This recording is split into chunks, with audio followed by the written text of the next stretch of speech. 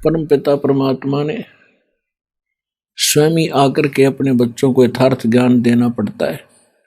हम ऐसे जालिम लोक में रह रहे हैं, हम ऐसे जालिम स्वामी के लोक में रह रहे हैं जो हमेशा हमें मिसगाइड करता है।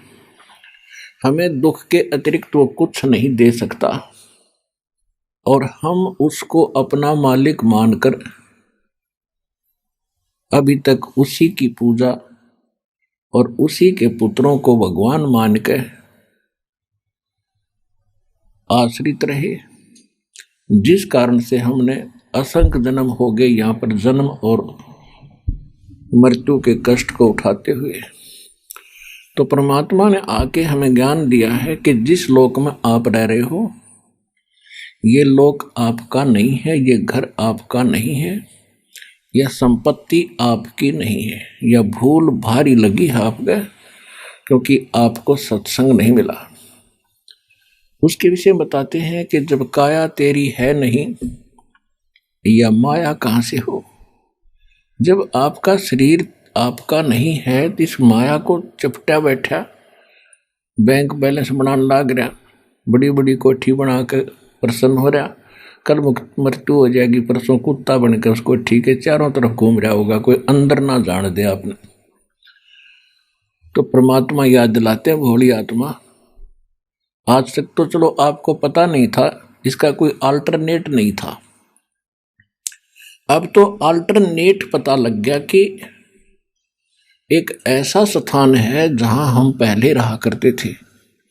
हमारी जन्म मृत्यु नहीं होती थी, हम वृद्ध नहीं होते थे और ऐसा ही हमारा परिवार है वहां पर, जैसा यहां जुड़ गया। आज आपके बेटा बेटी हैं या माता पिता हैं, क्या आप पहले जानते थे इनको? आपके घर आते गए, ममता मोह बन गई, अपने से लग गए, अपना परिवार बन गया।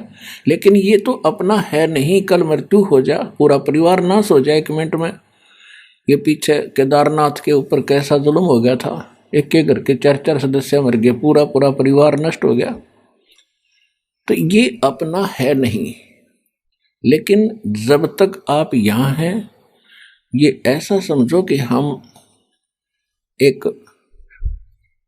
किसी उद्देश्य को लेकर के हम एक कमरे में रह रहे हैं, एक मकान में रह रहे हैं। जैसे बच्चे कहीं स्टडी करने जाते हैं या कोई मजदूर मजदूरी करने जाते हैं तो कई कई जने एक क्वार्टर में रहते हैं, मिलकर रहते हैं, प्यार से रहते हैं, इकट्ठा खाना बनाते हैं, सारा कुछ करते हैं। तो ये तो इतना ही साजबाज है आपका कि आपका इन बच्चों का कोई संस्कार है पीछे का।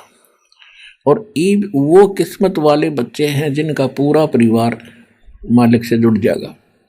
आपके बच्चे सुरक्षित रहेंगे, आजीवन आपके साथ रहेंगे जब तक आपकी मृत्यु नहीं होगी।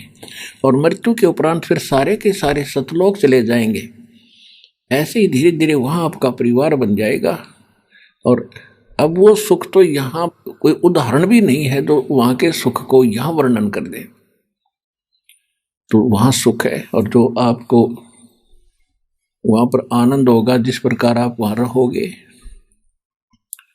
तो यहाँ कितना ही कोई धनी हो चाहे कितनी उच्च पोस्ट हो, उसका तो 1 सेकंड का भरोसा नहीं कब मृत्यु हो जा।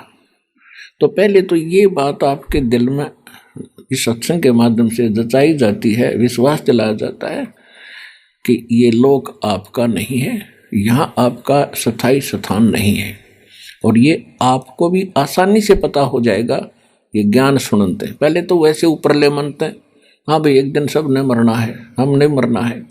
लेकिन अब ये होगा कि मरना तो बात अलग है, वो तो यूनिवर्सल ट्रूथ है, सब ने पता है। लेकिन मर के हम जाएंगे कहाँ? ऐसे स्थान पर जाएंगे जिसकी आज तक ऋषि महर्षियों को भनक भी नहीं लगी, और आसानी से जाएंगे। इन परिवार के अंदर रहते हुए हम भक्ति करके सतलोक जाएंगे।